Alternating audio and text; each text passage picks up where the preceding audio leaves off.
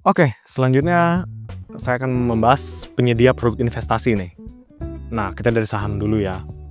Ya, ini saham adalah instrumen investasi yang menunjukkan kepemilikan sebagai dari suatu perusahaan. Tadi udah dibahas juga ya. Investor dapat membeli saham perusahaan yang terdaftar di Bursa Efek Indonesia. Ya, kalau kita orang Indonesia belinya di situ. Pasti Bursa Efek Indonesia. Ya, di sini ada contoh emiten saham ya yang paling top-topnya nih. Ya, ada PT Bank Sentral Asia atau kode sahamnya adalah BBCA. Terus ada Telkom Indonesia, yaitu kode sahamnya adalah TLKM.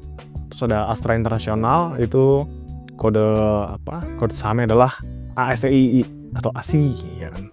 Nah, selanjutnya ada obligasi. Obligasi adalah surat utang yang tadi sudah saya bahas. Ya, yang diterbitkan oleh pemerintah atau perusahaan untuk meminjam dana dari investor gitu.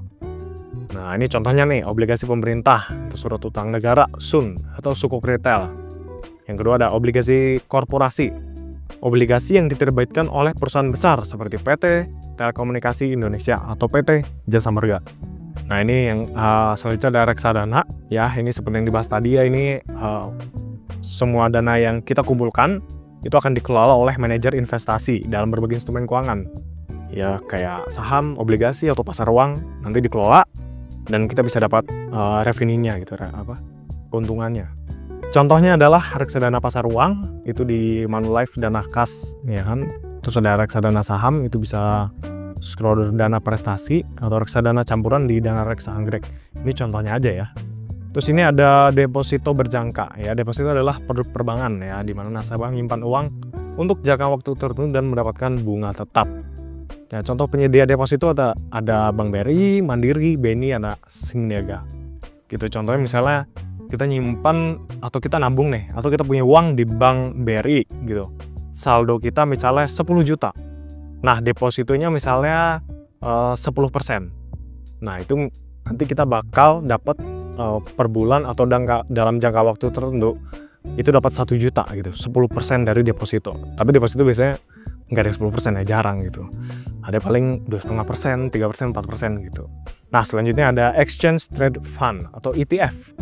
Adalah produk reksadana yang diperdagangkan di Bursa Efek, memungkinkan investor untuk membeli unit reksadana seperti membeli saham.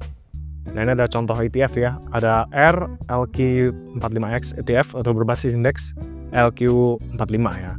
Terus ada XIF atau berbasis indeks IDX30. Nah, selanjutnya ada emas.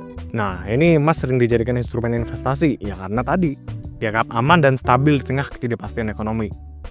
Ya karena nilai uangnya naik turun, tapi nilai emasnya itu ya tetap atau cenderung bahkan naik gitu. Nah, ini ada contoh penyedia investasi emas ya, tentu aja ya, ada PT Antam, Aneka Tambang dengan produk emas batangan logam mulia.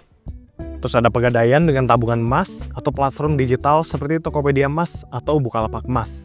Ya kan, ini ada banyak sih, kita bisa beli emas di mana-mana juga ya. Tapi kalau untuk emas Antam, ini dia bisa dijual sampai ke luar negeri gitu. Jadi ada lisensinya gitu.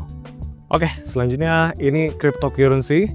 Ya, ini mata uang digital yang diperdagangkan melalui platform digital ya. Contohnya adalah di Indonesia nih, contoh penyedia cryptocurrency di Indonesia adalah Indodax sama Toko Kripto.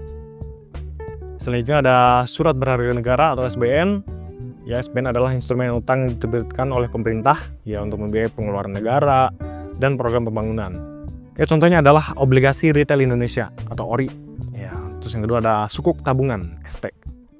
Nah, selanjutnya adalah jenis pasar modal. Di sini ada banyak ya. Di sini saya akan membahas pasar primer dulu. Ya, definisinya apa nih? Tempat pertama kali diterbitkannya sekuritas baru oleh perusahaan atau pemerintah untuk dijual kepada publik. Proses ini dikenal dengan nama Initial Public Offering atau IPO. Nah, contohnya ketika sebuah perusahaan mengeluarkan sahamnya untuk pertama kali di bursa saham. Saham tersebut dijual di pasar primer kepada investor. Nah, fungsinya adalah memungkinkan perusahaan memperoleh dana dari publik untuk membiayai proyek atau ekspansi. Nah, misalnya gini, kita ada Gojek gitu ya kemarin ya, Gojek sama Tokopedia. Dia pengen mau ngekspansi perusahaannya gitu.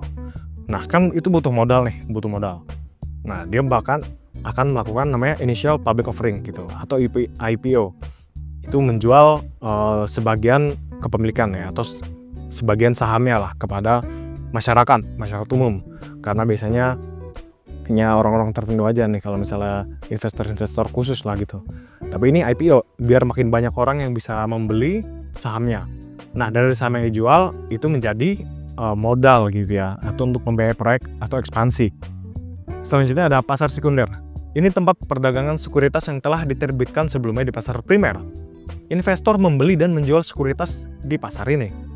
Bursa Efek Indonesia atau BEI, di mana saham yang sudah ada dapat diperjualbelikan antar investor. Nah, fungsinya adalah menyediakan likuiditas bagi investor, sehingga mereka dapat menjual atau membeli sekuritas kapanpun.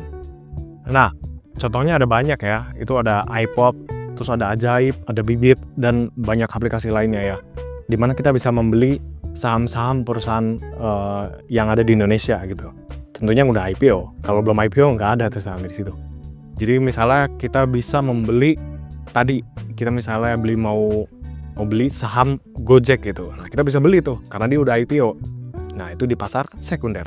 Selanjutnya ada obligasi ini. Nah, tempat di mana obligasi atau surat utang diperdagangkan. Pasar ini mencakup obligasi pemerintah dan obligasi korporasi. Contohnya adalah perdagangan obligasi pemerintah di Indonesia dilakukan di pasar obligasi. Nah, fungsinya adalah membantu pemerintah atau perusahaan mengumpulkan dana melalui penerbitan utang.